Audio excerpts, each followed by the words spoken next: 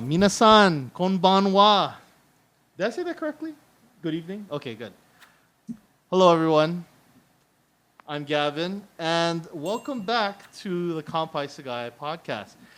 Let me tell you guys, I am so glad to have this person on today, for a lot of reasons. One good reason, and I just spun this out, he doesn't drink alcohol, which the last few ones, if you guys watched, I mean, we got pretty wasted, all right? I don't know if I can do that all the time. I'm sorry, but I'm really glad that you you defer to water, which is great. But I'll because my wife bought some alcohol, I'm gonna drink this Kona fruit punch seltzer. I don't know what that's gonna do to my system with other foods, but we'll figure that out later. But this person that I'm bringing on today, we have a lot to cover. Actually, there's one thing I want to cover before we even get into other things. But this person is a storyteller, wedding planner. He has his own podcast called From Barbecue to Movies. Did I get that correctly? Yeah, you got that correct. Okay. And also a football fan. Football fan. We're going to talk about football too, because there's a lot of stuff with COVID and football, especially with the players. There's like 90 players on the COVID list right now. So we'll talk about that, because you talk about COVID and politics as well on your podcast a lot. But we have a lot to cover. Guys, I want you to give a round of applause for Mr. Stephen Young. Did I say that correctly? Yeah, Steve Young. Well, I go by Steve Young or Stephen Young, okay. Whatever you want. Whatever you want. So how do you pronounce the last name? Because on one of your episodes, you were talking about how you pronounce the Young, but it's not really. I guess there's another way. So according to my grandmother, the Chinese version of my name is Young. Young, or something like that. Okay. Like I'm fourth, fifth generation, Chinese, so I can just consider myself American. Right. So I've been pronouncing my own name wrong for like my entire life. So I still call myself Young. And I always get mistaken on my podcast for a white guy because I sound like a white guy. Really? Yeah, I get hate now, being accused of being a white racist all the time on my really? podcast. Oh, yeah. Because I don't do the video podcast like you, so all they can do is hear my voice. Well, now you can tell them, hey, you yeah. want to know what I really look like? This is what I really look like. You defer to them to hear. Yeah. That's interesting. Yeah. So what's really interesting is, my friend, she's married to a guy. Not married. Dating a guy. Okay. Not married. And then his last name is Dong, D-O-N-G, like ding dong. Ding dong. So okay. So that's how you say it, like Dong. Okay. Like he's Mr. Dong. And but what happened is that when during immigration, when they immigrated from Vietnam to here, I guess the person at the immigration center, like they heard Young, but for some reason they wrote Dong on top of on the papers. So he became Dong this whole time. Interesting. And then he showed me his tattoo of his last name, and it was actually the same as my last name. So he has his last name tattooed on his arm, and it's actually Young. Really? And he actually said, yeah, it's actually Young. He was telling me, I have no idea how it got to be Dong.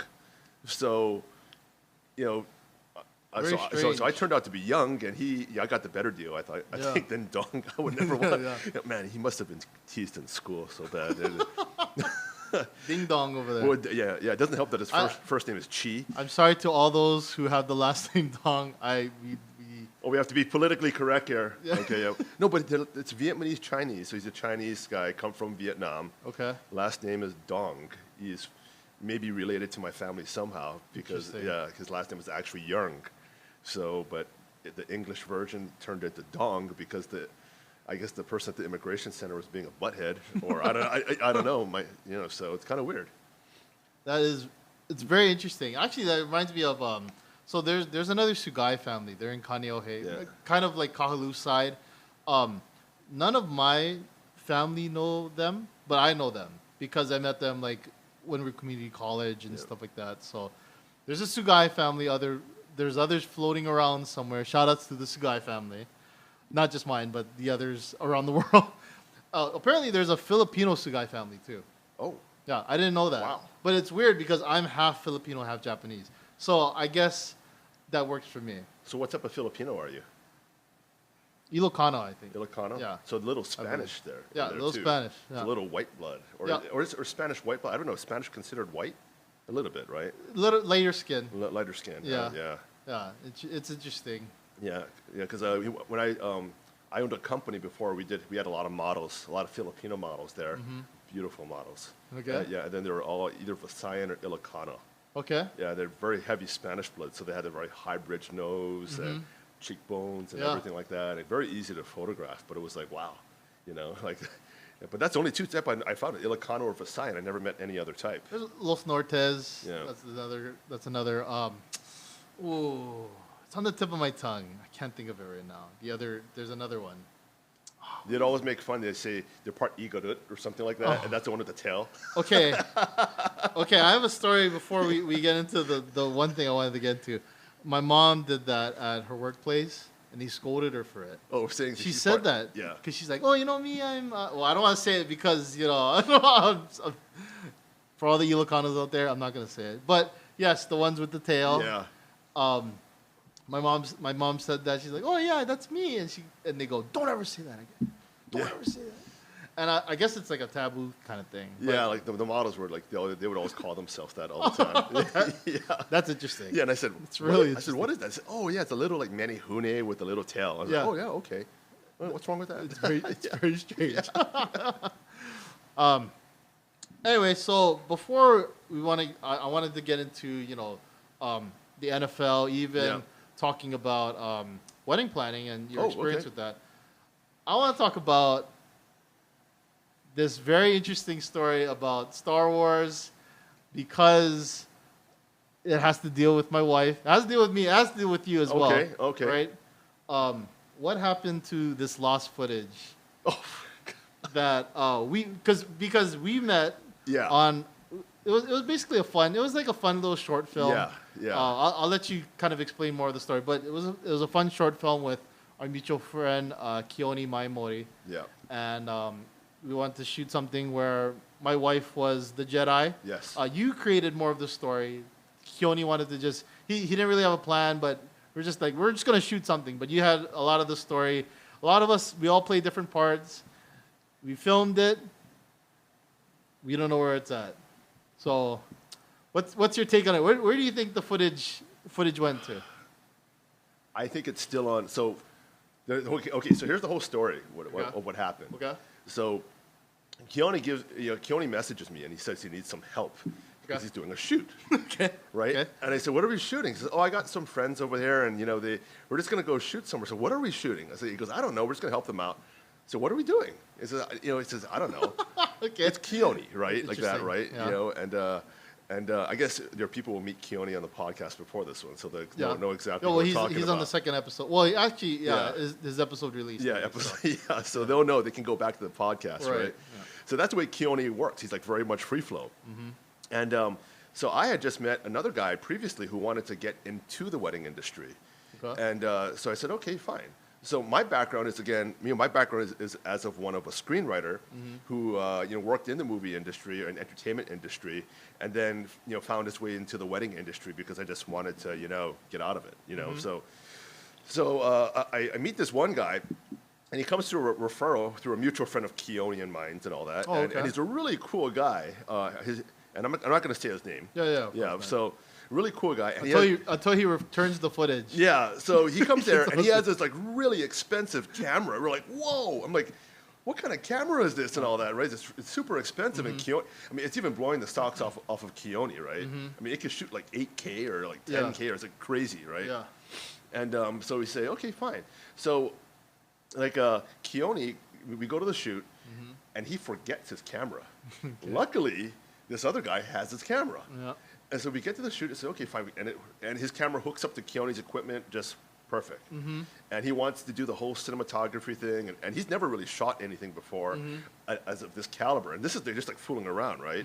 But even then, like, with Keoni's experience as a real cinematographer, my experience as a writer, and then we had really nothing. So we go there, your wife is there, and then she's all dressed up. And I asked Keoni, pull him to the side. I said, what are we doing, Like, and he goes, Anna, just make something up. I'm like, me now? Like that? Yeah, you just direct something. I'm like, what? Me? Like that? I was supposed to be the muscle. to help pull all the equipment into the forest, true, right? right. That's what you ended up being that person. I ended up being the muscle, which The is muscle. fine. Yeah, I mean, you carried like that equipment like through these really big forest areas, and it was a long, very narrow paths too. Yeah, big forest, narrow path. So anyway, we end up shooting it. I think we end up creating a pretty cool story. Yeah. And this guy ends up, doing a nice rough cut of edit, but didn't come out to like how I wanted it to be. And I said, okay, we'll go ahead and meet. Well, I'll teach you how to finish up the editing, and we'll get like. And I kept asking him for give me at least a 1080 cut so I can show you exactly how I want it to cut to be put together, and never got it. And then all of a sudden, he dropped off the face of the planet. And then I think though he's going through some major depression problems right now. Oh, okay. So like I think Keoni got a hold of him and got a very weird weird text message about and he sounds so like happy-go-lucky that that day we met him and all that, and that was maybe the third or fourth day I actually met him. Really? Yeah. So but he was so cool. Even the days before, I mean, he was like, you would never expect someone to go through that type of situation, and I think something major happened in his family life or something like that, and he's just really he's really torn apart right now. Oh, okay. Yeah. So as soon as he gets his life back onto solid ground, then I think we'll see the footage then. Okay. Until then, it's a mystery to me, man. It is the lost footage. We might just title this episode, the lost footage. Yeah. But you know what? We should just reshoot it. We could reshoot it. We should reshoot it. We have good cameras here. Too, yeah. You you guys have good cameras. I mean, your cameras are really good. I mean, I see them. They're really good. But his camera is amazing. Yeah. His camera was. He spent way too much money on that camera. yeah. I mean, I said, why do you have this camera for? And he said, I want to shoot movies on it. It's like. Honestly, with that kind of camera, you could shoot movies. Well, you can shoot a movie with an iPhone now. You could. Yeah. There are movies out there that have shot with just a smartphone. You can shoot movies with anything. You can shoot. I shoot weddings with a cell phone. Yeah. So the video of it. I mean, they're that good. Oh wow. Okay. Yeah. I mean, just to for example, okay. So I ran when I first got back from. I'm from here, but I went to California, and then I came back here, and then I got contacted to shoot a Heineken commercial. Okay. So they said, hey, we need some B-roll footage and all that, right? Okay. And back then, everybody was shooting on film. So this is when Star Wars: The Phantom Menace came out. Okay. So I asked, hey, can we just rent out those Panavision cameras they use for Star Wars? It's called a FDW Sony F900 or something like that, right? So the body alone is about $300,000, and the lens is a huge thing. It's as big as your table here, and it's about I think that's about $500,000. And you connect it together, it's $1 million, right? And they told me, no problem. So we shot this camera. I mean, we shot on this camera, beautiful footage, put on a dolly, just pushed it back and forth with a Heineken beer. And that camera was 720p.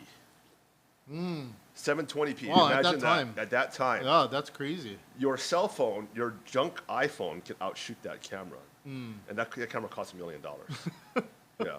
And that's what they shot The Phantom Menace on. So just imagine that, right? Yeah. Yeah.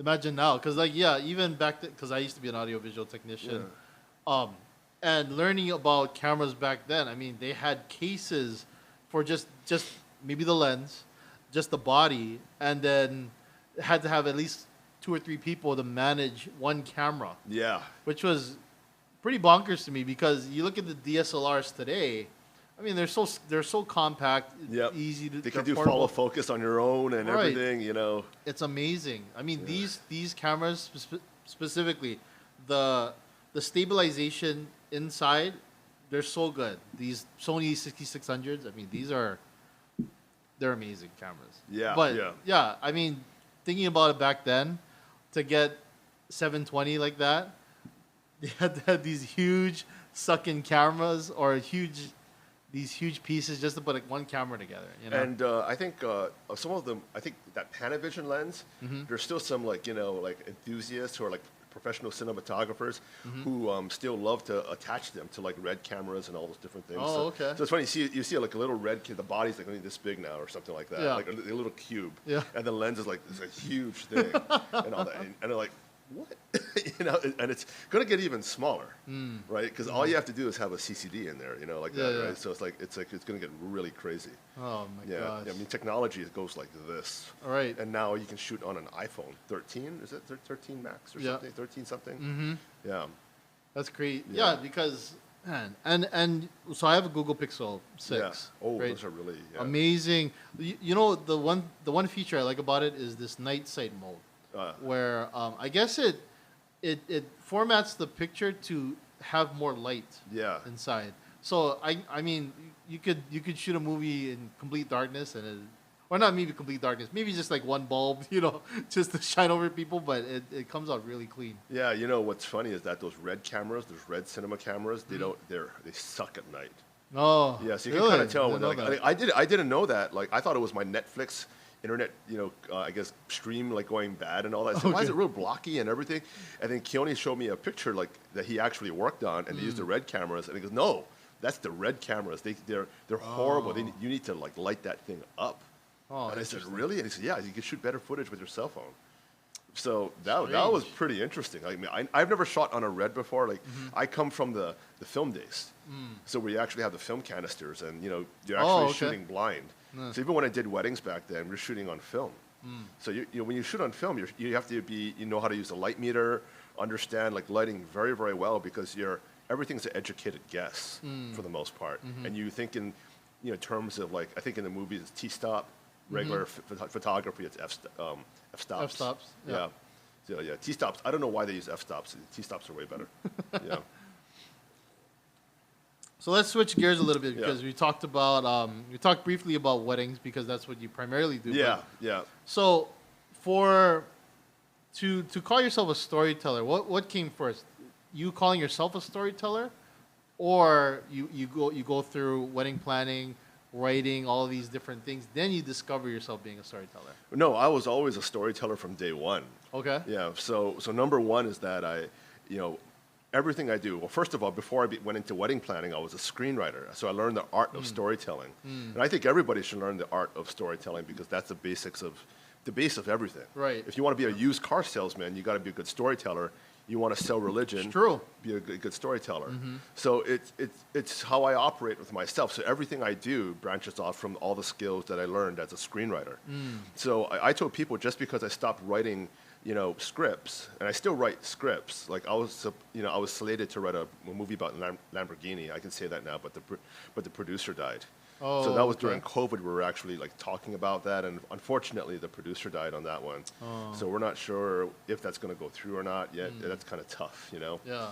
But even then, like, and I'm still writing my own things, my own like little fun things on the side.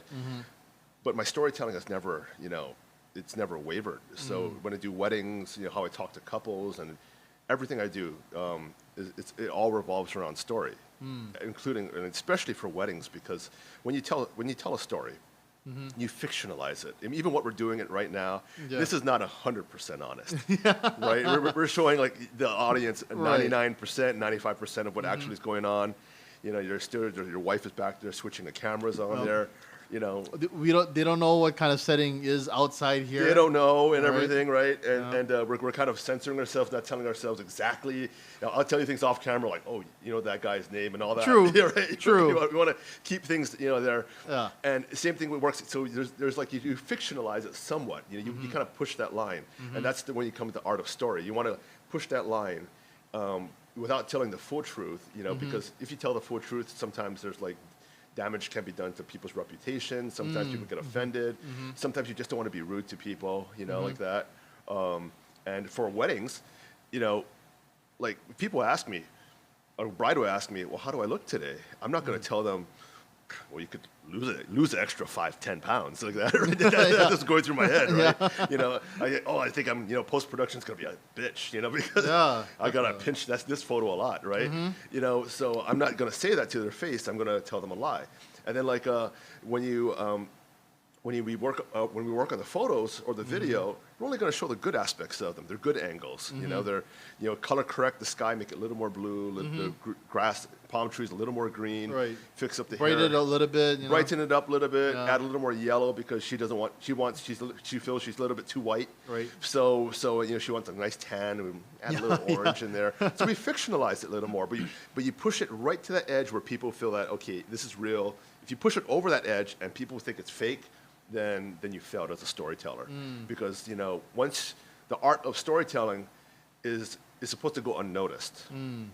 People aren't supposed to know that you're BSing it. Yeah. So people don't know. They'll ask me, do you use a flash for your photos? I say, yeah, all the time. They can't tell. Yeah. Do you touch up your photos? Like, yeah, all the time. They don't know. In a way, it's not really fabricated. In a way, it's more just getting the best parts of certain things. Yeah. We're not saying completely fabricated from like a green screen. Yeah. That's but you could. You actually could. But no, we're not. Has that ever happened? For my weddings? Yeah. Yeah. Oh well, not on purpose. Oh, okay. So down here by this is a local crowd. Local crowd here speaking. So down by this goes California. California. Okay, so we know where Quinoa is, right? Yeah. So we did a wedding down over at Kulo Ranch. It stormed. Oh, okay. So the reception is at Quinoa. Okay. So the bride and groom go outside Quinoa and says, "Take a picture over here, right?" So I basically cut them out perfectly from Quinoa. And then put what do you call Kulo Ranch, the Chinaman's hat over there, right behind of it, blur it a little, so have the shallow depth of field. Yeah, they couldn't tell what it was. Interesting. Yeah, they couldn't tell. I like that. Yeah, so that's the closest you can get to green screen, and that's on the side of their wall right now. So. Well, that's also interesting that the reception was at Quinoa, for one thing. Oh, it's horrible, the food. Oh shoot, can't see that. Well, they're not sponsoring us, so I don't know. I don't know what I can. Well, I haven't gone to Quinoa in a long time. They're a Chinese restaurant for people that are listening or haven't gone to Hawaii. But yeah, they're a Chinese restaurant. I like a few things from there. I haven't gone there recently just because you want good food. There's other options out there. But yeah, I don't want. This isn't a burying Quinoa episode. Are we gonna cut that out? Okay. No, we can keep it in. Okay. All right. So with weddings, right? On your podcast, you talk about a lot of interesting situations for weddings. You talk about tips for weddings. Talk about maybe your most interesting experiences with that. You know what I mean? Like maybe you had like a bridezilla or something. Oh, the bridezillas happen every now and then. Maybe groomzilla. Maybe there's a groomzilla out there. Sometimes. But the bridezillas are more frequent. Well, I would say about 99.9% of all my couples are like really cool, and then I try to weed them out, and I can kind of tell which ones are like really bad and all that. But I could tell you one story. So this one couple, they were coming from Australia. Okay. I forgot their name, so it's really good right now. So I can't out them out. And they wanted. I guess when I met her, I knew for a fact that I was like kind of in trouble, because I told all of my brides, well, don't wear stiletto type heels at the beach because you're going to sink. It's kind of obvious, right? So then I say, okay, and then I get out there, I see her, she's wearing stilettos. Okay. And she tells me, well, Steve, I tell her, well, you're actually gonna like sink in the sand. She goes, well, I'm not gonna sink in the sand. I said, no, you are. And she goes, well, ask my husband, ask him if he brought wood with him. And I'm like, well, no, I picked him up from the hotel. There's no wood, I guess, that he brought with him. I just picked him up from the hotel. Oh. I just asked him. I said, all right, I'll ask him. Yeah, so I go there. Your bride wants to know if you brought some wood. And he goes, what? Why would I bring wood? She goes, well, you work in construction. He goes, yeah, but that's back in Australia, right? He has wood back in his truck, right? Oh, yeah. So I said, oh, boy. Okay, so I go back, and then I said, he didn't bring any wood. She goes, well, I'm not sinking in the sand, and if I do, it's all your fault. So I said, well, I go, okay, frick. Okay, what's going to happen now? Yeah. So she starts walking down the aisle, right? And she starts sinking in the sand. Oh, my God. And she's pissed. Oh, man, she's pissed. She's looking at me, giving me biting her lip, snorting. Yeah.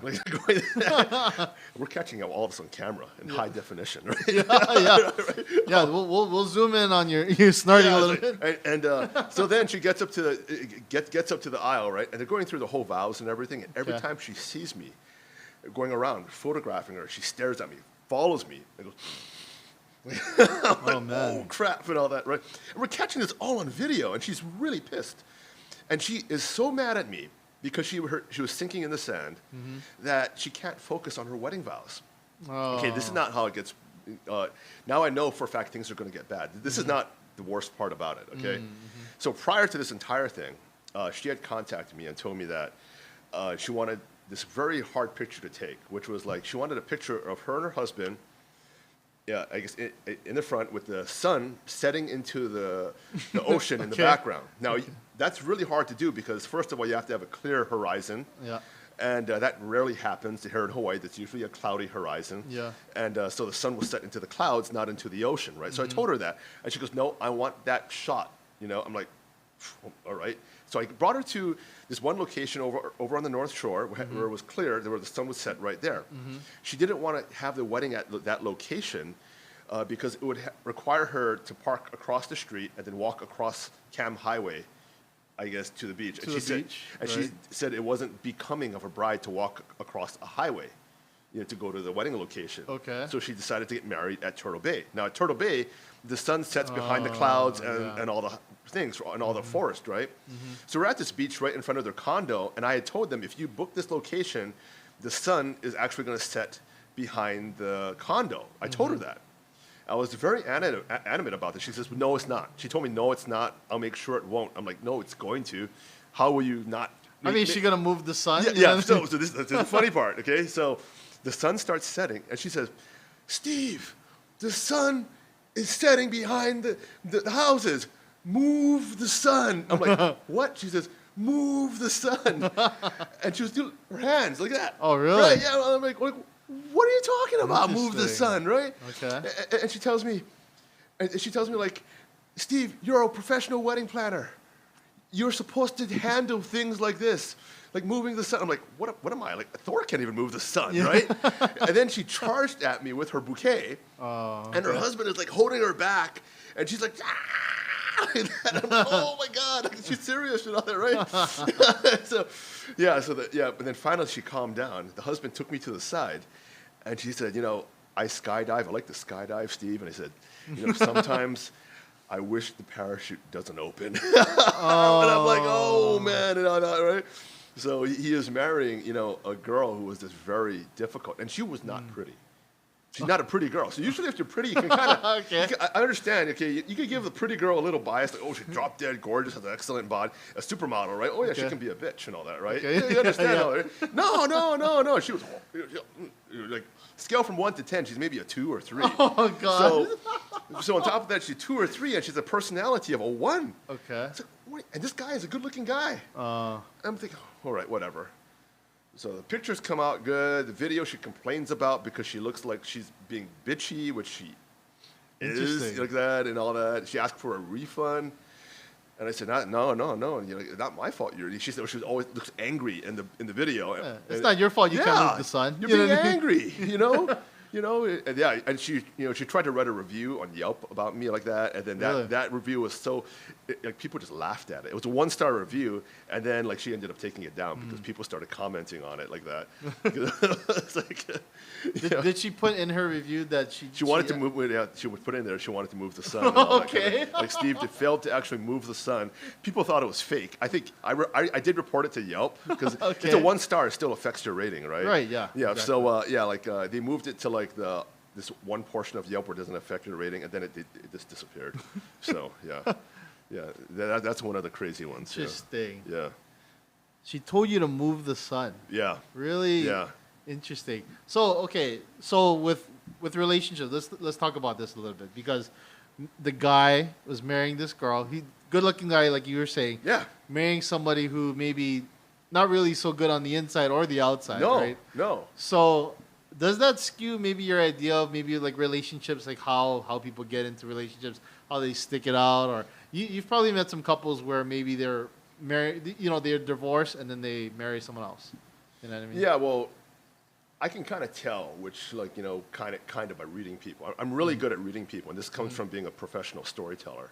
So as a professional storyteller, you kind of become a compulsive, like, people watcher, and on top of that, you just study. Analyzer. Yeah, study personality is almost like a really bad itch, like like just and it's really bad because you start analyzing yourself, analyzing your friends, family, everything, and learning different types of techniques out there from all different like psychology things. I mean, I used to when I was a screenwriter, I carried around a DSM, what they call what they have all of the different psychological disorders in there, and I would look at it for my characters, and then I study like things like the Enneagram. I'm not sure if you know what that is, but it's a personality type of thing, and we study. I mean, I still practice that to this very day.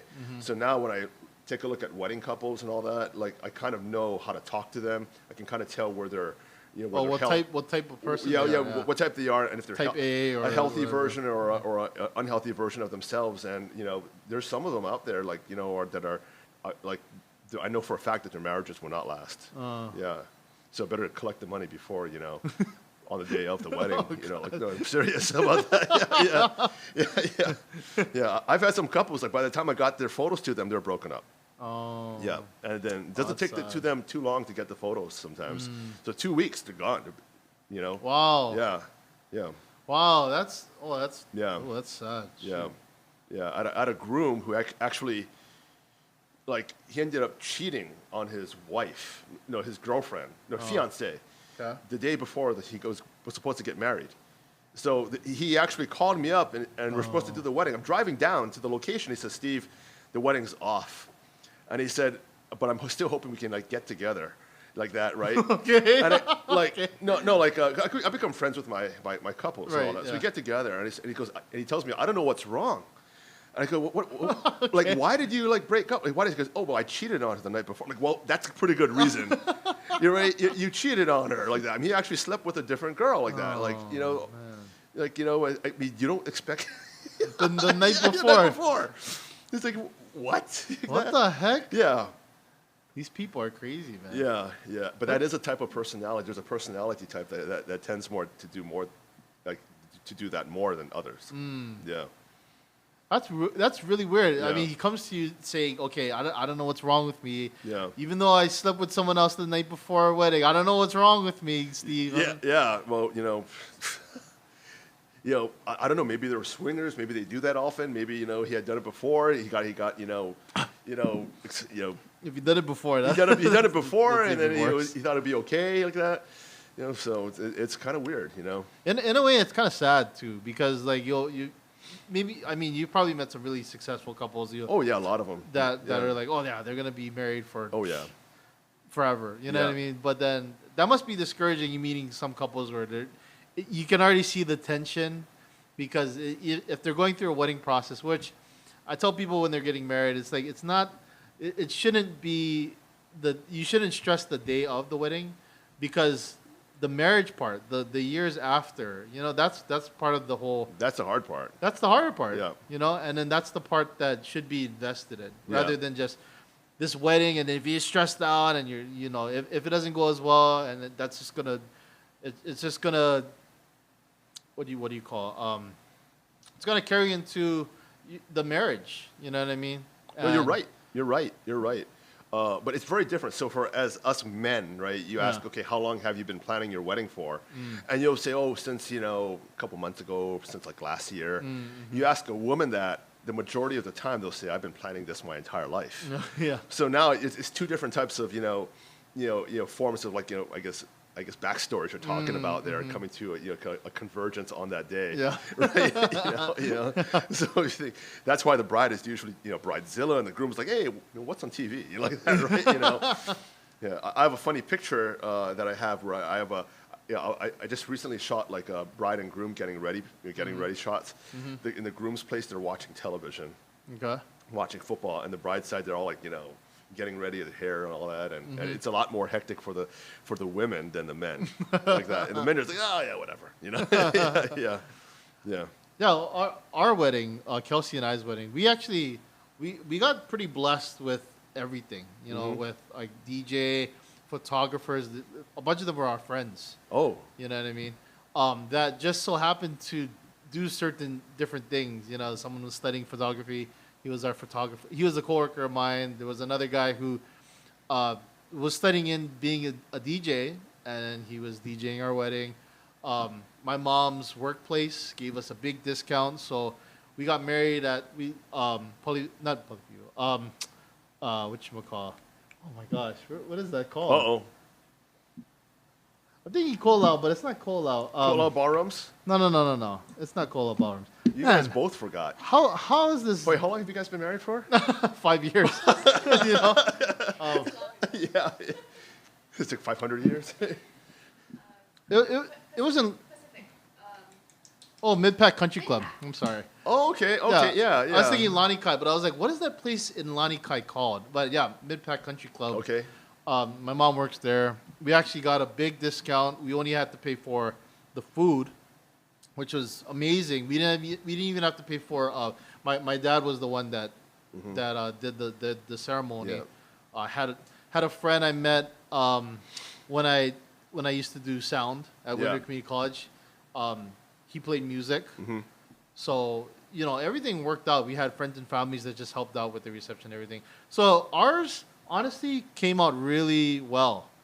And you saved a lot of money. We saved a ton of money. Yeah. We just spent it in our honeymoon and then just even, just living and stuff like that. Yeah. So I think with couples, when they plan out weddings, they should think about what's going to happen after the wedding anyway. Oh, yeah. Because I don't think they should spend so much money and then they end up in ruin. Like, what are we going to do next? You're preaching to the choir here. And that's kind of... See, I'm kind of strange because I'm a wedding planner telling couples to save money. And it's kind of like with our company, we do everything, like photo, video, minister, limo, the whole thing. People come to us. The majority of our clients are destination brides. And we're telling them, hey, you know what, keep it small. If you want to, enjoy life after, keep it small. We had couples who are going to spend $200,000 on their wedding. Jeez. They come to us, they spend a couple $1,000s, and I say, hey, save the $98,000, go buy yourself a nice car or something like that. At least you're not spending $98,000 in 8 hours. Yeah. You buy a Tesla in cash. Yeah. It's going to last you about 5-10 years, Or invest in a house. Or invest into a house. Down payment on a house. Shoot, put in a good stock. Like that, exactly. Right? That's what I'm saying, like that. But then, to invest it into a party, it's actually more money than some movies cost. Some brides will spend $200,000 on a wedding, and it's not one day. It's actually for that party where all that money's being spent is maybe about 5 hours or 6 hours. Right. Yeah. So that's like a production of a movie, like a big budget movie, that. And they have actors. It looks like a movie because it is a movie. Right. They've turned their wedding into a movie set. Oh gosh. Yeah. It's like, are you nuts? Just for a few hours too. Yeah, for a few hours. Just for a few hours. There's even union people on top of some of these things. Oh. Yeah, it's horrible. They'll hire union people. That's terrible, man. Shoot. Okay, that's a tip for people that are getting married. You know what? I'd say spend on forever with your spouse versus spending everything on the wedding. Just learn the budget. Yeah. You know what I mean? So let's switch gears a little bit. Let's talk about your podcast because something I definitely listen to a lot. Really? Yeah, I do. I listen to a lot of episodes actually recently. Really? Yeah. Oh, okay, because I was going to appear on there, right? Well, honestly, when you first told me about it, I listened to it. Yeah, really? Okay. Yeah. Oh, thanks. Because and I listened to some of your old episodes, so I know you like football, right? Okay, yeah. You definitely talk about politics, a lot about politics. Yeah, for a podcast that's called Barbecue Two Movies, right? It's actually mostly about so little. This much about barbecue and this much about movies. Yeah. Right. And you talk a lot about COVID, so I actually kind of want to talk about the sports. So you like football. Yeah. I'm actually wearing 84. This is Antonio Brown's. This is a very, very controversial jersey right here because Antonio Brown left on very bad terms with the Pittsburgh Steelers. Yeah. But this guy had a fake vaccine card. Yeah. So what is your take on the whole in NFL? The whole fake vaccine or even the whole COVID protocols with what they're doing. Well, I think first of all, we have to admit that these vaccines are experimental vaccines. they're not like, they haven't been tested fully. Like we are actually living, through the tests right now. Yeah. Like myself, I am double vaxxed and all that, right? But then, like, I don't think anybody should be forced to be vaccinated, that. And I probably won't take the booster because I think it's completely useless. And now I'm finding out that the vaccine that I have taken, it's turning out to be almost completely useless and all that, right? Because I can still get infected, and I can still infect others and all that. The bunch of crap that they actually fed us is all a bunch of baloney. Now, I kind of have pie on my face before because I was kind of saying these do look to be kind of effective, but then they were effective against certain strains of COVID, but now we're way far away from Alpha. Right. We're past Delta. Now we're into Omicron. Now we're into Transformers. Yeah, you know what Omicron. I mean? Yeah, right. This is the Omicron. We're gonna get Megatron next. Yeah, Megatron. You know what I mean? Yeah, right there. So now we need Optimus Prime, right? Yeah. Right. But then to have someone say, the government say, or even a business to say that you have to take this, and if you don't take this, you can't work here. All of a sudden now you have no control over your own body and what goes into it.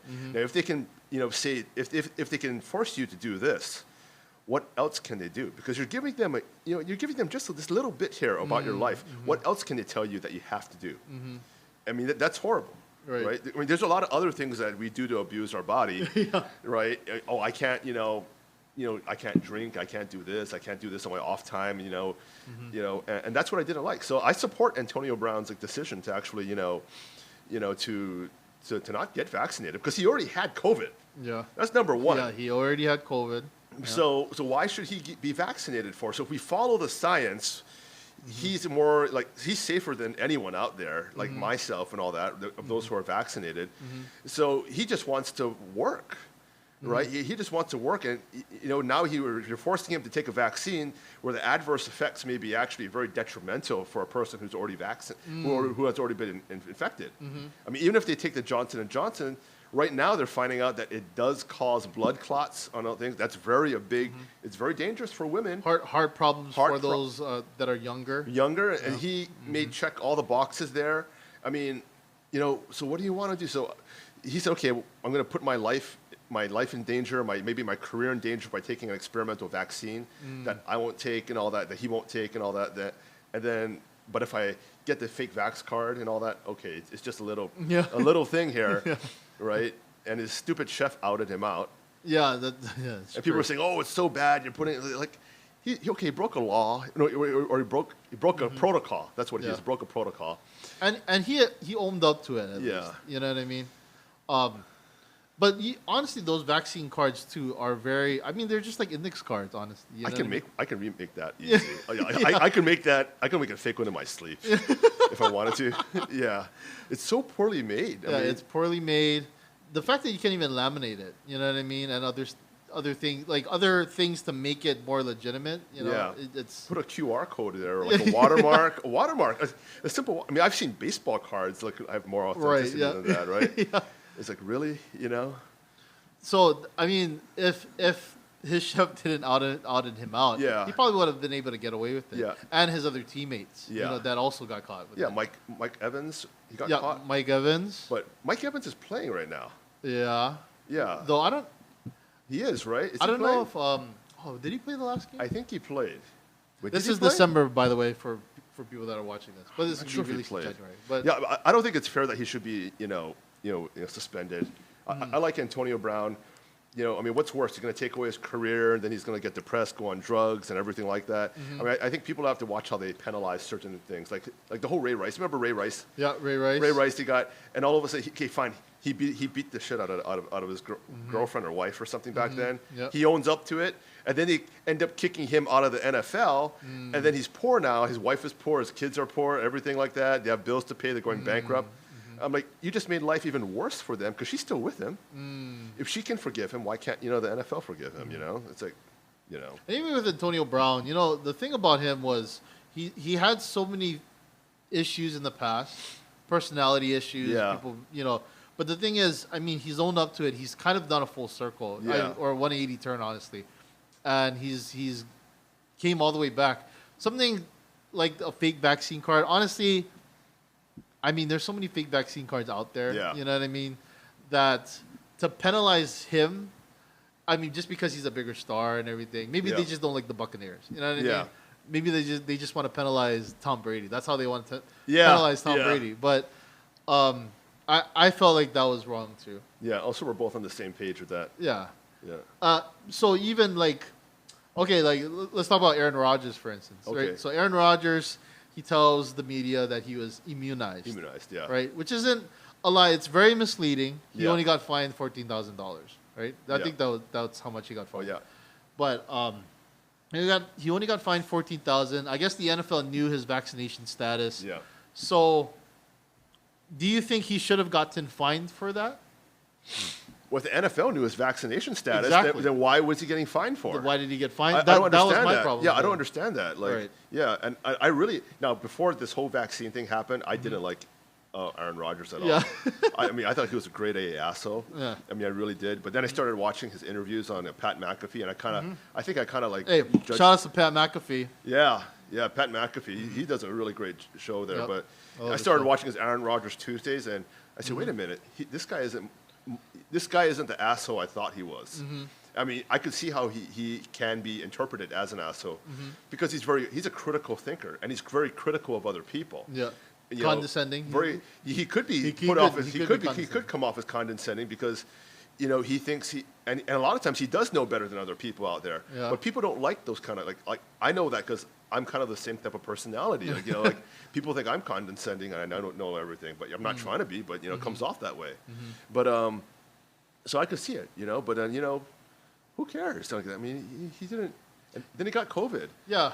He got COVID. He got better, 3 days, 3 or 4 days because of after. Joe Rogan's concoction. Dr. Joe Rogan, you know what I mean? And it worked. Yep.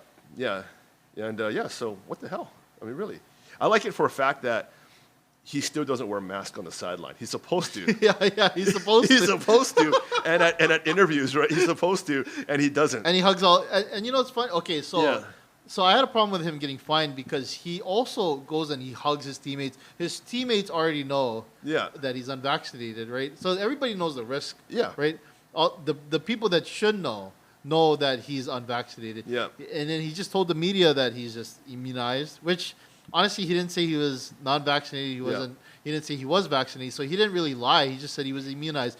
It is misleading, but he shouldn't have gotten fined for it. Yeah. And he's being a little cute with the verbiage there. Right, yeah. But then, he also saw, like he said, how the unvaccinated were getting just chastised by the media. I mean, they were going out there on a witch hunt. Yes. Yeah, they're just, and they do that still yet, and people still do that.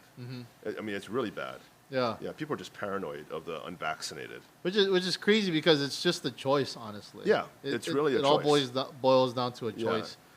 And I told this on Keoni's podcast where I'm pro-choice with everything. Whether people are vaccinated or are unvaccinated, I don't really care. As long as, we all respect each other, and if someone chooses to get the vaccination, great. If someone chooses not to be vaccinated, that's great too. Everybody is making their own choices, and I'd support that. Yeah. You know what I mean? But people shouldn't be judged for making something that's important to their body. I mean, like taking a vaccination, that's changing the, it's already, it's a test, honestly, because the vaccinations are not really, I mean, they say they're FDA approved, but are they really completely safe for people? Well, think about this. Like, there's FDA drugs out there. Like, the majority of them, they have a lot of side effects. All you have to do is watch a commercial, and the list of side effects is longer than the actual ad for the drug. Right. I mean, it may cause, you have depression drugs that cause side effect of suicide. Yeah. That's FDA approved.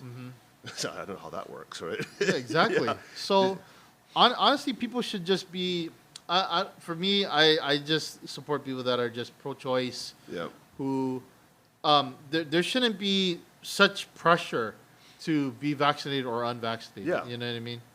In the first place. And the fact that there's pressure means there's something behind the scenes, in my eyes, there's something behind the scenes that's amiss, and what's going on. Well, definitely there's something behind the scenes because they're using COVID as a way to push different agendas out there, even such as the way people vote. I mean, they're going to be pushing mail-in balloting like you wouldn't believe now, just because, the fear of COVID. And now, Omicron comes on here, like, oh, that's great and everything like that, right? We can push this agenda more.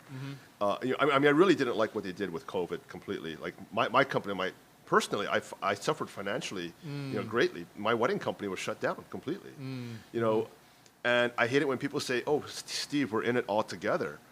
I said, "Wait a minute.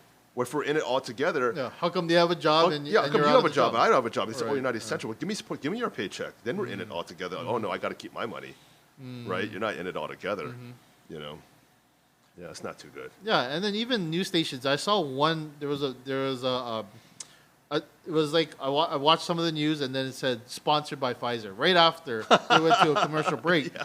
and I was like, "What the hell is going on here?" You know what I mean? Really? Wow. And that wasn't the first time. There was multiple times I seen that. It was just the news. It wasn't the same news station, but then after it said sponsored by Pfizer, and I was like, okay, something's different. Why is this happening? You know what I mean? God. We Yeah. can talk about the news stations after, but Yeah. Was that a local news? no, it was Yeah. like MSN. yeah. I'm not saying MSN was part of it. Yeah. But yeah, for people to say like, oh, we're all in it together. Honestly, yeah, some people are out of the job, so they're not all in it together, because like for myself, I was able to work from home and still have a job, but then for yourself, your business took a huge hit because the wedding industry, the tourism industry took a huge hit. Yeah. So that year of COVID, like I took a look at the books. We only made $500. Oh, $500. So then we had to refund a lot of money. So now we're living off of like savings the entire time. They were forced to take out loans, to support this, and these are the government loans. But now we have debt, right? I mean, before I'm operating without debt. Now we have debt, because we're giving away like $20,000 worth of refunds and all that.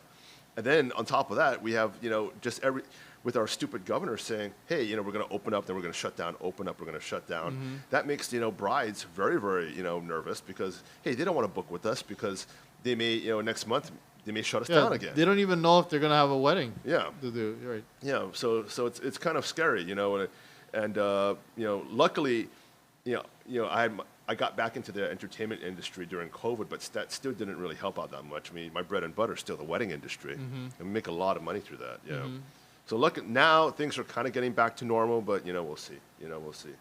Oh, that's good. Yeah, and then you were able to, you were able to still do photography. I mean, luckily, some of the things you could do social distancing, safe, whatever distancing. Yeah, we don't do any of that crap, man. Screw that crap. But I mean, you're able to do it if if that was an option. You know what I mean? Oh boy, my leg's falling asleep here. Sorry. I lost a little weight. The fat went out of my butt.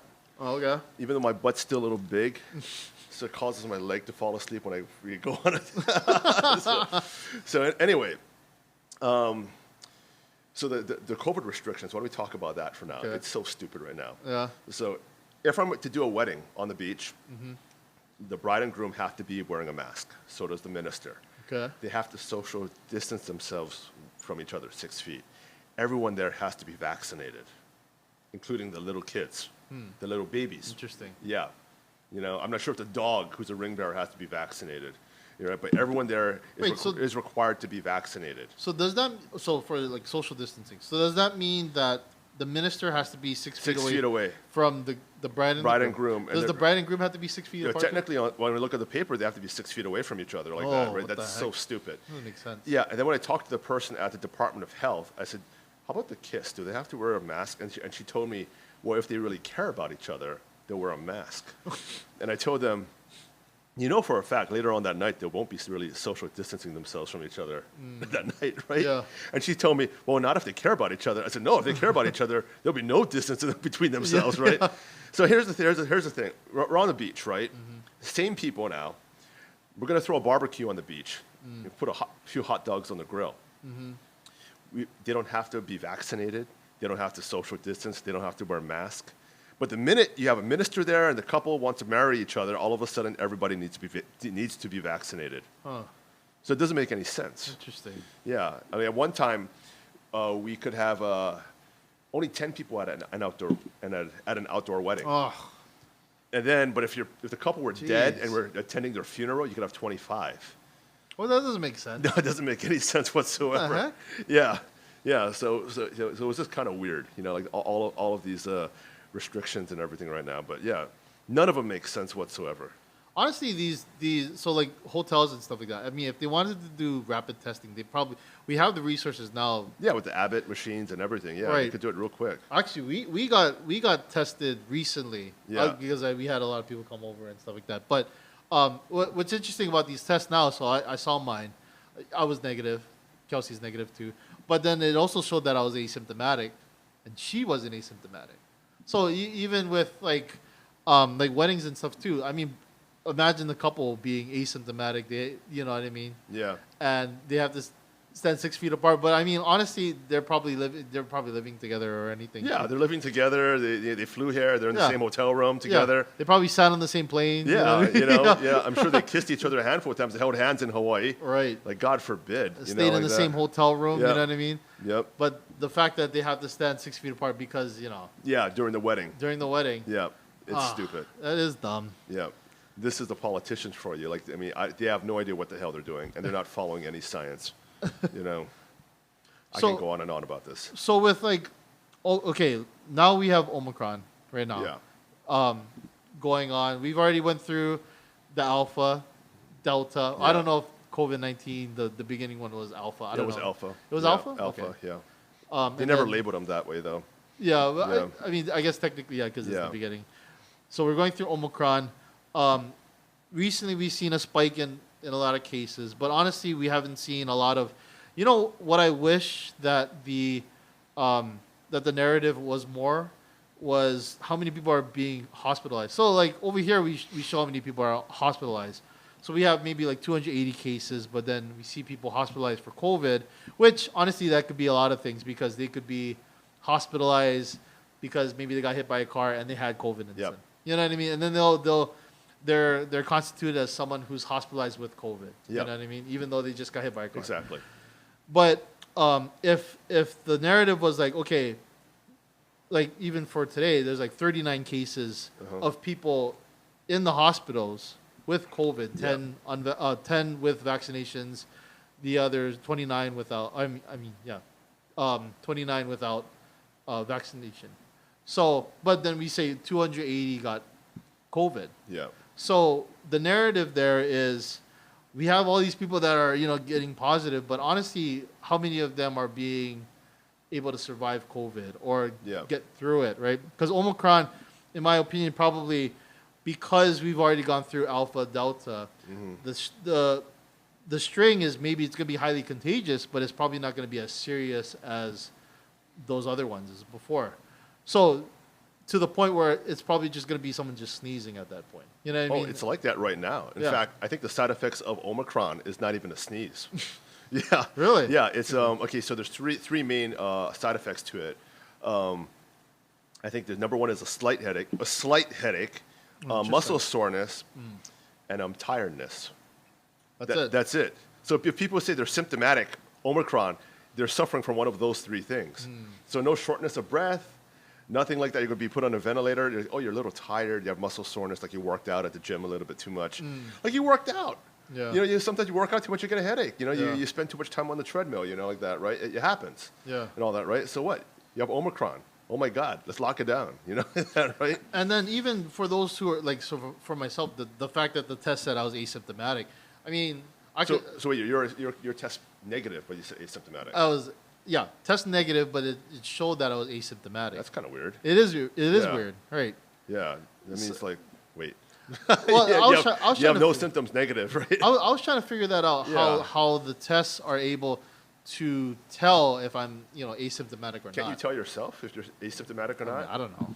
I mean, you have no symptoms. Yeah. Right? I have no symptoms, and even if I came into contact with someone who had COVID, how would I even know? How could they test that? I don't understand that. Yeah, how could you test that? Which is another question, Getting comfortable again, my. Oh yeah, no worries. Yeah. No, but that's kind of weird. Like, how could they test that? I mean, if you're symptomatic or not, Right. they really can't. They really can't. One of my friends actually, he got. Remember when they closed down the H3? and they were having people drive in there for the symptoms and all that. Yeah. So one of my, it was actually my dad, I think. Okay. So he had signed up my dad, my mom, and myself to go get tested, right? Just for the hell of it. And we said, why do we have to go? Why waste our time, right? You know, we're feeling fine. Yeah. So we came back with the test results as negative. We didn't even get tested. Oh, really? Yeah. Well, that's strange. We didn't even go. Yeah. Oh, that's really strange. Yeah. Huh. So, and some of my other friends actually got the same thing like that. So. Really? Yeah.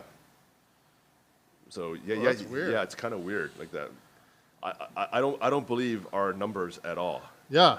I don't believe our numbers either. Because they actually include probable. No. So one of my friends, they threw a party. Now there was someone there who actually tested. No, they were in contact with someone who was positive. Oh, okay. But they tested negative, but they attended this party. So the contact tracer came in there and they said, everyone there at this party, 30, 40 people, they're all positive, right? None of them got tested. And they saw the total count go up to like 50 more the next day. And all those people there tested all negative. And the contact tracer said, no, all of you folks are still considered positive, so quarantine for 10 days. And people are like, no, they're not going to go quarantine. They tested negative. You know, they all went to the thing, and they all got tested. It's all negative. But they can still consider themselves probable cases right now. Because they were around that around person. that one person who also tested negative. Oh. Yeah. So that's crazy. Yeah. So I don't know where the numbers are, right? I mean, I wish they would just be honest with us. Well, one thought I had, which it's funny, I'm gonna get slack for some of this, but that's okay. Is I wonder if they use the numbers from the totals before, maybe prior, because maybe someone became positive, right? Maybe a government worker, he became positive, and they add that to the total for the daily total. So maybe there was 60, and those same 60 people get added to the daily total the next day, but all along with another new cases. But because they have to test every single day. Well, they're doing something kind of very similar to that. Right. You're like, well, I'm not sure if we can prove your theory. I don't know, because I don't know, too. But they're doing something very similar to that, where they'll say they have a backlog of cases, and then they'll add it to a certain count on a certain day. Oh, okay. And they'll say that the backlog had like 250 cases added were something that happened like months ago. And they add it to like today's. Like, wait a minute, why don't you just add it to the data pool? Because you have the date when these came in. Right. Right? Why are you adding it to like today? And then all of a sudden you have this huge spike, and then people are saying, okay, we're not below 100. That's why we can't drop the mandates and all that kind of thing. True. And they also put like, oh, these were from a case weeks ago. Yeah, weeks ago. Like, why are you adding it to today? Add it to like back then, so your data is right. And why don't they say, did these people recover? Yeah. Because this was done 2 weeks ago, but it's already been 14 days. Have they recovered from this? The totals, but then the narrative is different. It's like, oh, this is from weeks ago, but they still were positive. So they have so much data out there that they're not sharing with us. Like, one of the big things that I keep asking them, and the media doesn't ask them any of this, it was that how many of those who were infected were wearing masks? And here in Hawaii, people are just, they love wearing masks everywhere around. Yeah. And the majority of them who wear masks were infected. That's a thing. I mean, I think they had a stat. They said 98% of people actually wear masks regularly, right? So if that's true, why is the infection still spreading? Because they know for a fact that if they actually put that information out there, then, people would say, hey, wait a minute, these masks actually don't work. And there's no study out there that actually says they do work. Only controlled studies. Yeah. Only controlled studies. It's all, Keoni and myself, we don't wear masks. We're like a bunch of buttheads about it. I did see, there was one picture I see Keoni where he went to, trying to think, military. NEX. NEX. Yeah. And he went in without a mask. I thought that was pretty funny. Oh, we went into Pearl Ridge without a mask. Oh, really? Yeah, we're walking around without a mask. There was something the other day, even at Ala Moana. Actually, Ala Moana, well, it's an open mall. Yeah, so open mall, but Pearl Ridge is not. And walk around the mall without a mask. The security guard told me, hey, put your mask on. I just walked right past me. Now, when I go into the theaters, I have to wear a mask and all that. But once I'm in the theaters, I don't even wear it. We're only supposed to wear the mask while watching the movie. I don't wear it. I mean, I walk to the bathroom without a mask. I don't. Well, care. it doesn't make sense to wear a mask in the movies anyway. Yeah. Because honestly, I mean, when you get like tickets online or something with the recliner seats, they already space it out maybe 2 seats away. Yeah. You know what I mean? And then it's not like you're constantly going up to someone and saying, "Hey, what's up?" You're not going to go up to a stranger and you're just continue coughing on them or anything. Even if it's circulated air, it's still that doesn't make sense to me, honestly. Right. Kelsey, What up? do you like beef? Yeah. Do you like Japanese Wagyu beef? Guys, if you said yes to both of these questions, let me tell you something. You guys need to hit up Easy Wagyu 808, right? This is no joke. Kelsey, tell us more about them. Yeah, so Easy Wagyu 808 sell these amazing Japanese Wagyu steaks, even Australian Wagyu, Really? caviar, Oh my even gosh. uni. Oh my God. And they're at very affordable prices. Oh my God. And even when you purchase one of these Japanese Wagyu steaks, you get a certificate of authenticity confirming that it is an official Wagyu steak from Japan. Get out of here. What the heck? Guys, let me tell you something. I have some really good news for you. If you DM Easy Wagyu 808 and you use my promo code KSP4, you will get an additional $5 off per pound of all Japanese Wagyu products. That means if he was discounting Japanese Wagyu beef for maybe like $10 off per pound, you use KSP4, you will get an additional $5 off. That means $15 off per pound for these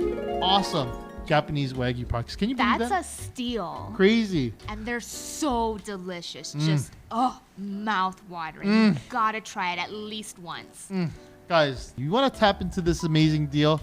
All you need to do is DM Easy Wagyu 808. That's EZWAGYU 808. Use promo code KSP4. So let's go back to this football thing. I got some questions. Okay, yeah. I would be the interviewer right now. Why are you a Pittsburgh Steelers fan? Oh my gosh. Okay, so you know what's funny? I feel like I just talked about this 2 episodes ago, but Yeah. back in 2004, I never really watched football. I never really got into it, but I really was interested in the Pittsburgh Steelers, their defense. Their defense was really at that time was just top notch. James Ferrier, James Harrison, and Hines Ward. I love watching Hines Ward. You know what I mean? Korean. Yeah. Yeah. Yeah.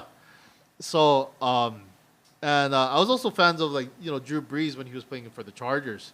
Oh wow. Okay. So from then on, I was like, man, I love teams that just have really good defenses.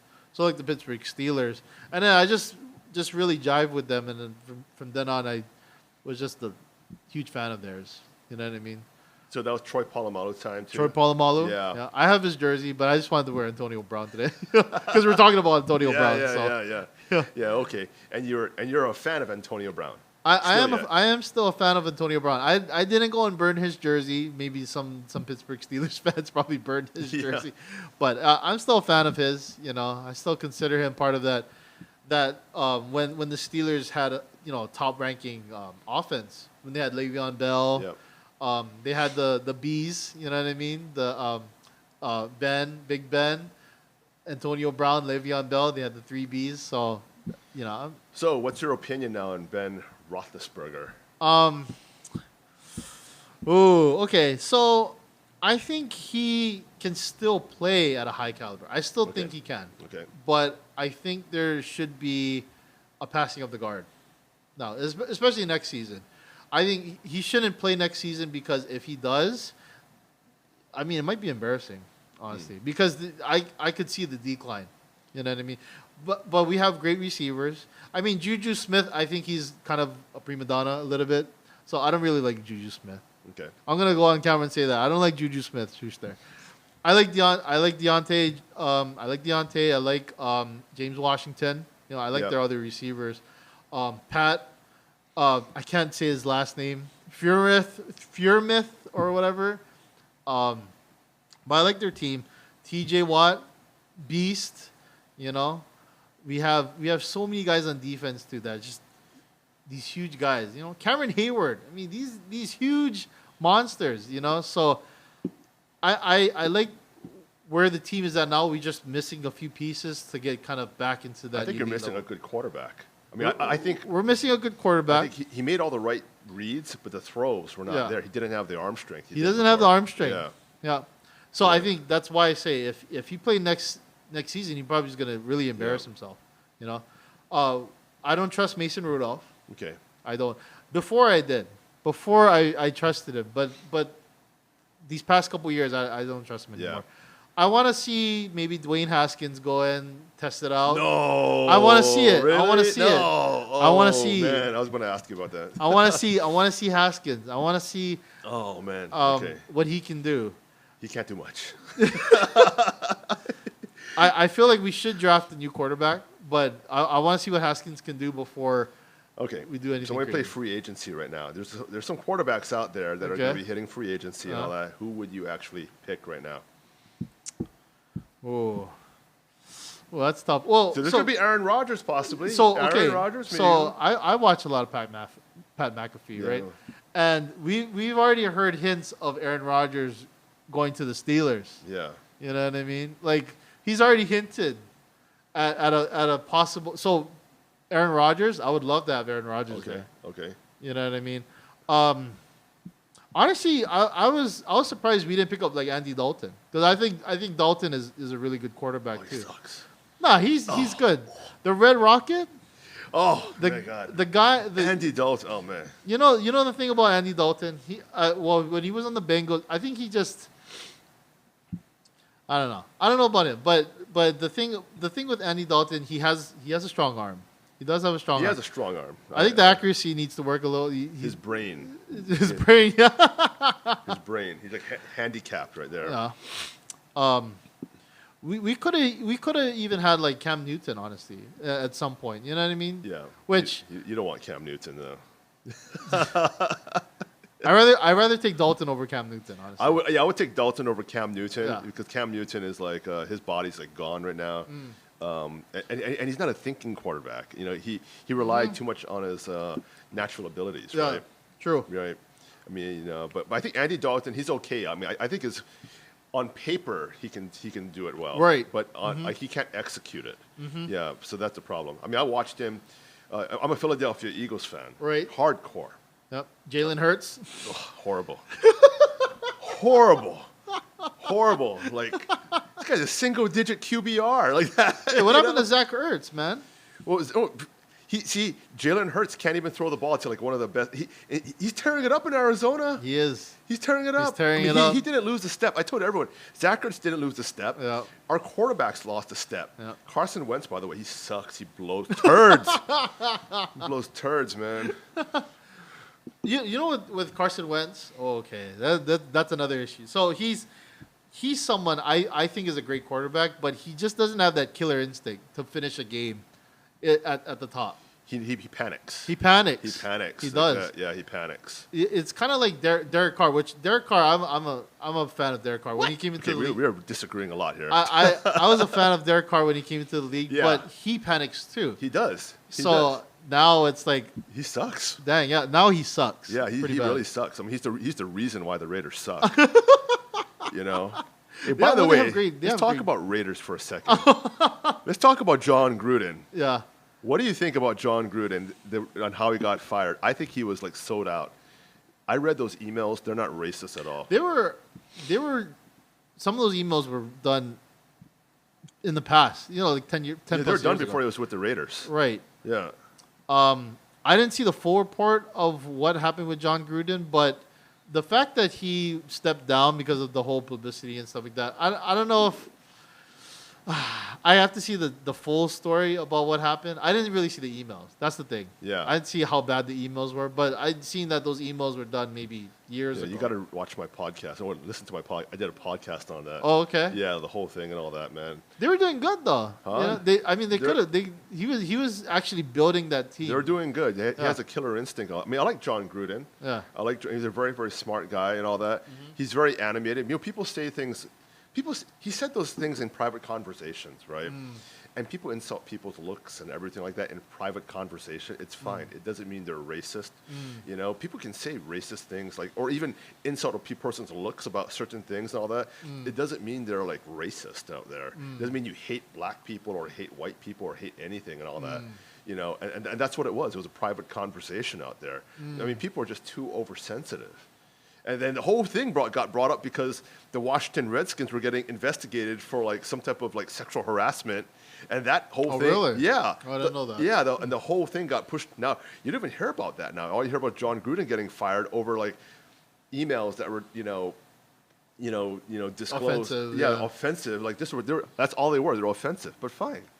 I can look at anyone's text messages and I'll find offensive comments in there. You look at my email and man, I get fired from my own company, like that, right? Or people sending you emails. Yeah, people sending emails or my own conversations with the people off camera, right? Yeah. Yeah, what do you come on, Yeah, the thing about John Gruden, I thought it was just really strange because I was like, it's just emails for a private conversation. Like I said, I haven't seen the email, so I don't really know. I'll probably look it up after, but. I mean, now the Raiders are really going downhill. You know what I mean? When they were a team that I thought could really make it big. Yeah. They just needed some more pieces. They just needed to kind of put things together, maybe get better quarterback. a better quarterback. Yeah, Mac really. Jones, they could have had Mac Jones. You know what I mean? Yeah, he's good. Yeah, he's good. Yeah. Good decision making. He's good. Yeah. Yeah, really good. I thought he was good from the beginning. Yeah. You watched college at all? I did see some. I saw some of him in college. Yeah. Well, I thought he should have gone one. Yeah. Like Trevor Lawrence, I thought he always sucked. Oh, really? Oh, yeah. I always thought he sucked. And With Trevor Lawrence, okay, I thought he was overrated too, to be honest. But I didn't think I thought he was pretty good.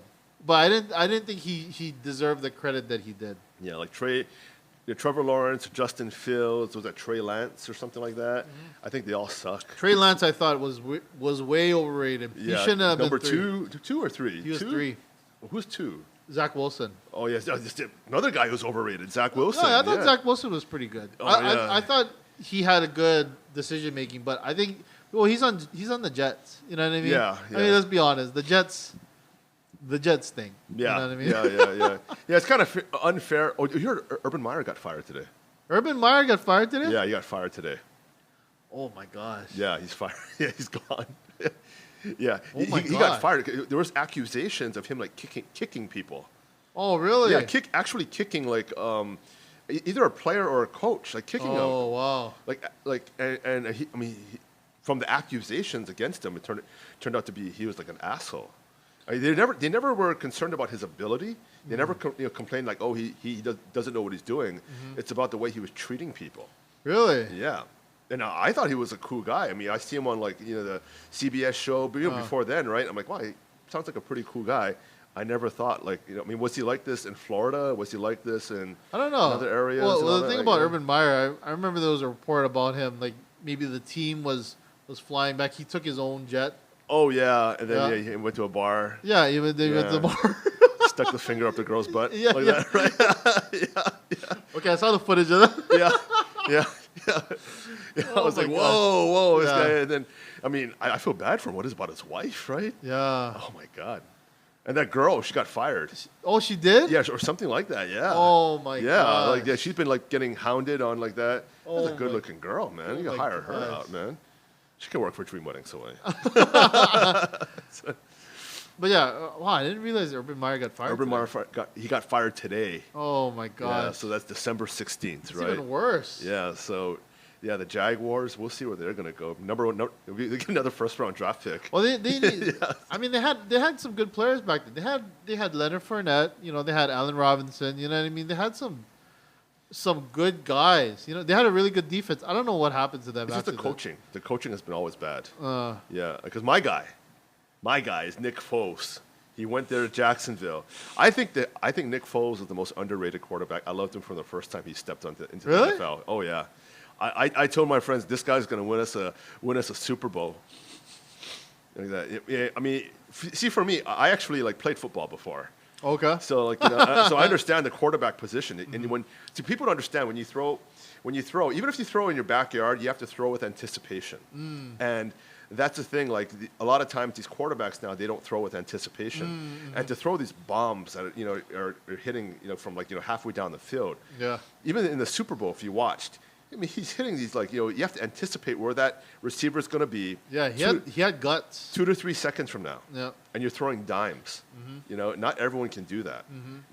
It takes so much touch to do that, and he's always been able to do that. Yeah, Nick Foles during that playoff run, when they went to the Super Bowl when they won. Yeah. I mean, he had some balls to throw some of those throws because I was like, I don't know if a lot of quarterbacks could do that. Yeah, you never seen him from before his old footage and all that. He's done that all the time. Really? Yeah, and he hits it all the time. I always thought he was a decent backup. I didn't realize how good he was. Yeah. Until the playoff run. Well, every coach he's played for, he's actually made them look good. And after they switched out from him, they're not good anymore. So think about it. Carson Wentz, same team, can't even go to the playoffs. The next year, Nick Foles is on the bench, right? Okay. And then Carson Wentz, he breaks his back. Yeah. Then Nick Foles wins the rest of the games, takes him to the playoffs.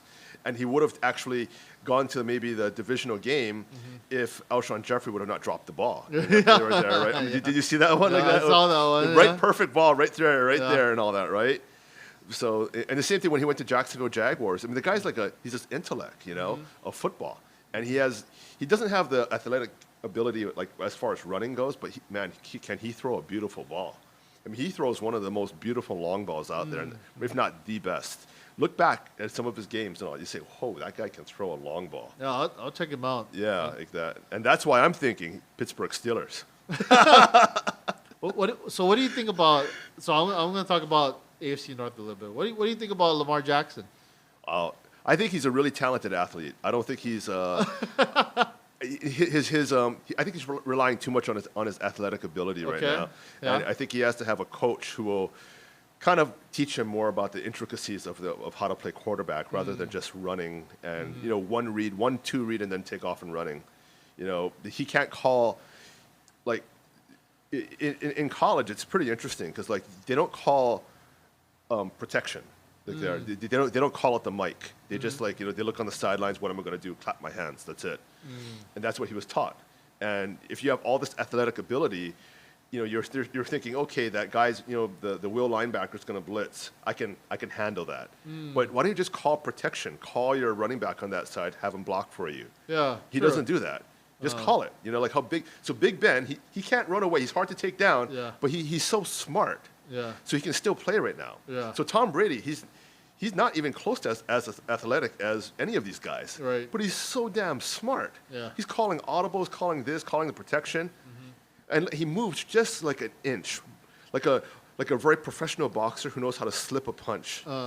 And these linebackers are just flying right past him. Defensive ends are and he's moving just a little bit, just a little bit. You don't have to run like Lamar Jackson to buy time. Right. Yeah.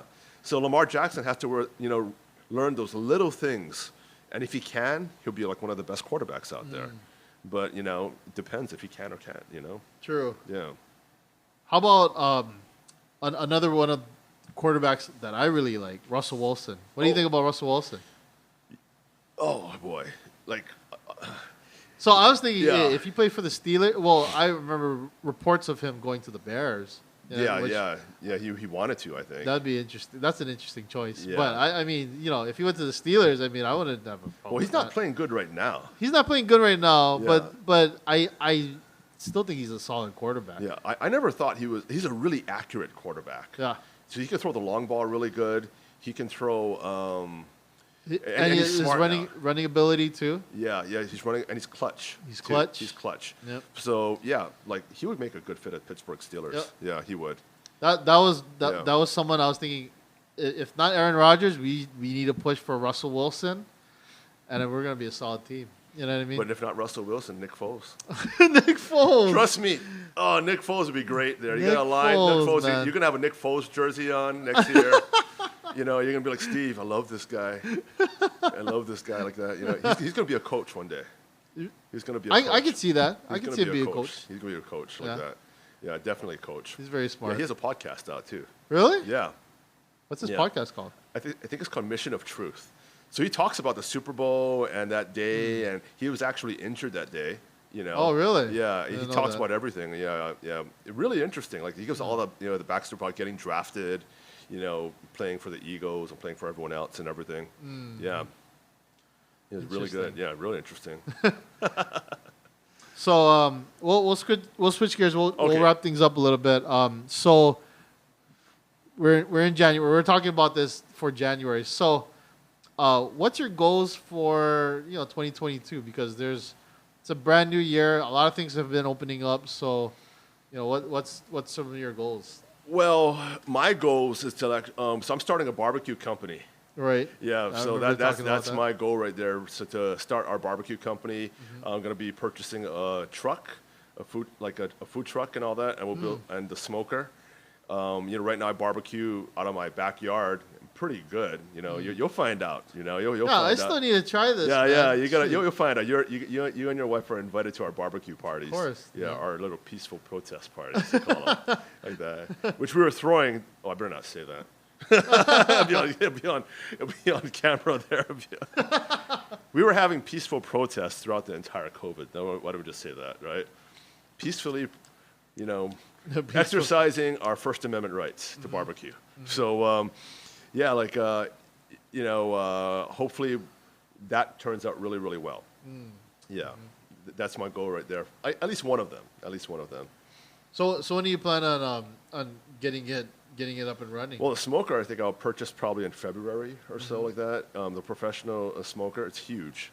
Okay. It's made out of a huge propane tank, a 500-gallon propane tank. Oh, okay. Yeah, it's as big as a truck. Oh, yeah, it's huge and all. Like, it smoke like 20 briskets in there. Wow. Yeah. Holy crap. Yeah. 20 briskets. Well, I think it's huge. Wow. Yeah, it could smoke you in there. And you would still have leg room. Yeah.